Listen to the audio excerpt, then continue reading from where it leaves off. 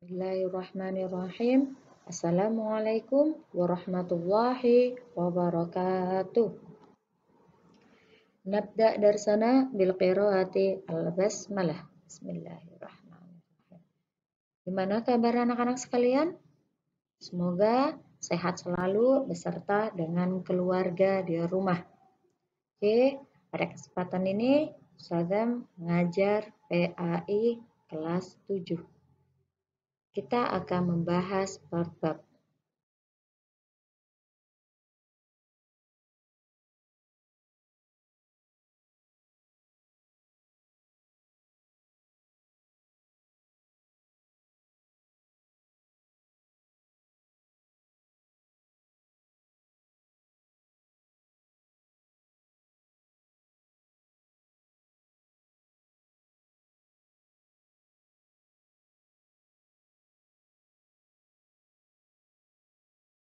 Pada mid semester kali ini kita akan membahas hanya 3 bab.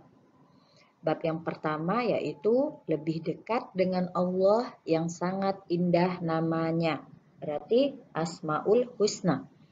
Hidup dengan tenang, kejujuran, amanah, dan istiqomah. Itu adalah bab yang kedua. Sedangkan bab yang ketiga yaitu semua bersih, hidup jadi nyaman.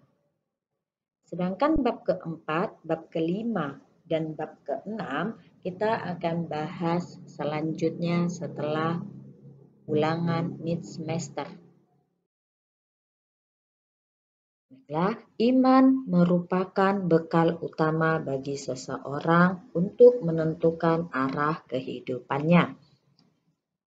Hidup tanpa dilandasi iman ibarat orang yang tersesat.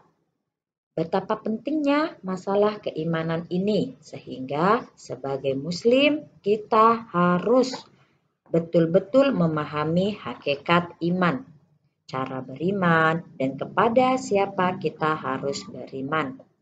Secara harfiah, iman berarti percaya, sedangkan menurut istilah, iman berarti percaya dan meyakini sepenuh hati, mengucapkan dengan lisan, dan membuktikan dengan perbuatan.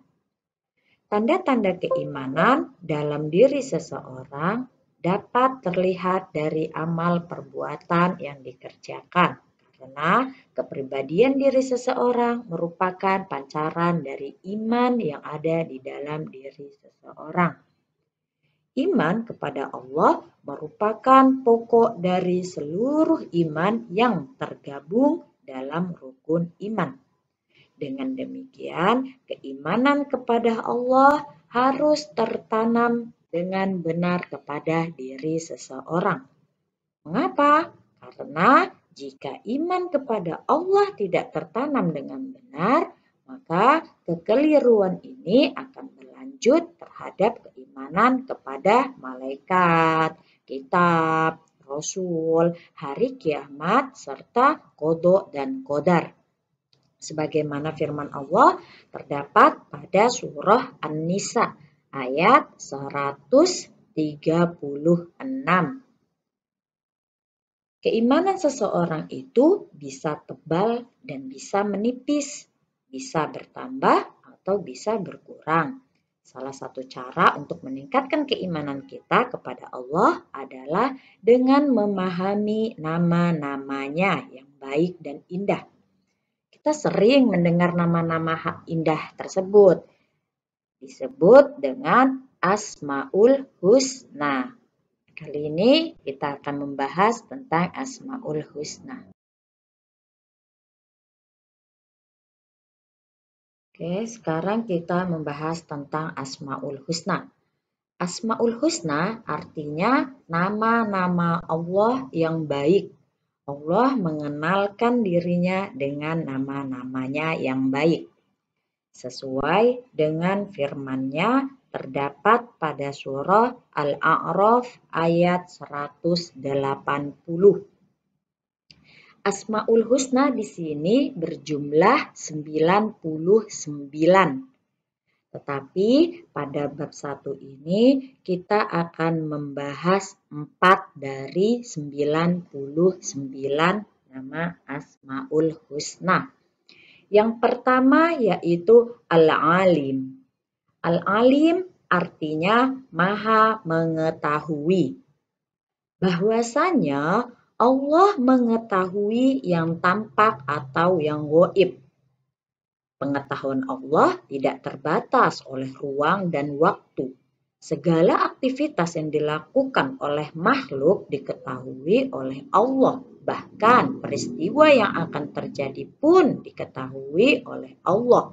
Dengan kata lain, pengetahuan Allah itu tanpa batas. Ini terdapat pada surah Al-An'am ayat 59. Yang kedua yaitu Al-Khabir. Arti dari Al-Khabir artinya mewaspadai, mengetahui perkara yang tersembunyi. Allah menciptakan makhluk dengan berbagai ragamnya. Semuanya diketahui oleh Allah dengan detail, penuh kecermatan dan kewaspadaan, baik secara lahir maupun secara batin. Tidak ada satupun ciptaan Allah yang salah sasaran. Ini menandakan bahwasanya Allah Maha mewaspadai. Terdapat pada surah At-Taubah ayat 16. Yang ketiga yaitu As-Sami'. Arti dari As-Sami' artinya maha mendengar.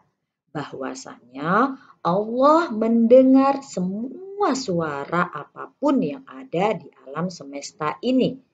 Pendengaran Allah tidak terbatas. Tidak ada satupun suara yang terlepas dari pendengarannya, meskipun suara itu sangat pelan ataupun hanya diniatkan di dalam hati seseorang. Ini terdapat pada surah Al-Baqarah ayat 256. Yang terakhir yaitu Al-Basir. Arti dari Al-Basir adalah maha melihat. Bahwasanya Allah melihat segala sesuatu walaupun lembut dan kecil. Allah melihat apa saja yang ada di langit dan ada di bumi. Bahkan seluruh alam semesta ini dapat dipantau oleh Allah. Ini terdapat pada surah Al-Hujurat ayat 18.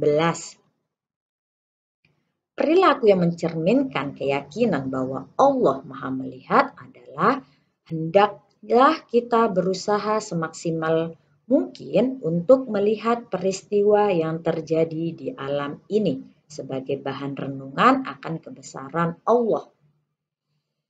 Kita diajarkan untuk pandai dan cermat dalam memandang berbagai persoalan di sekeliling kita. Namun jangan lupa, kita juga harus selalu introspeksi diri untuk melihat kelebihan dan kekurangan kita sendiri agar hidup menjadi lebih terarah. Oke.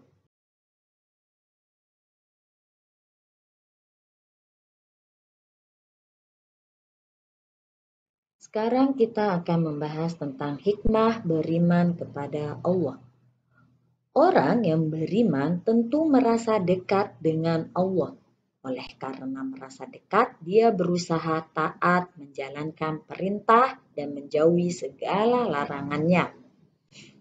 Oke, sebenarnya hikmah beriman kepada Allah di sini ada banyak. Hanya saja Ustazah akan menerangkan 3 dari hikmah beriman kepada Allah. Yang pertama yaitu selalu mendapatkan pertolongan dari Allah. Sesuai dengan firman-Nya yang terdapat pada surah Al-Mu'min ayat 51. Yang kedua adalah hati menjadi tenang dan tidak gelisah. Hal ini sesuai dengan firman-Nya Suratul Ra'd ayat 28.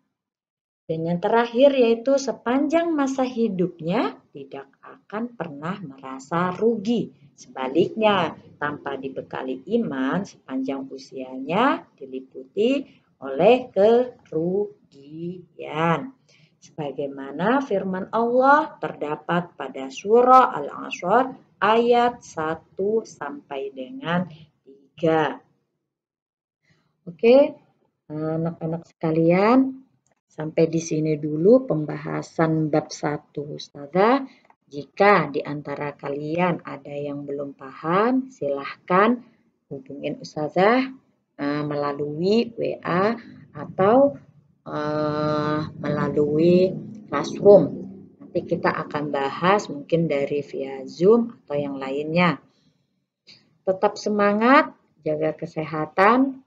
Ustazah akhiri, nakhtatim darsana bil qiraati alhamdulillah. Wassalamualaikum warahmatullahi wabarakatuh.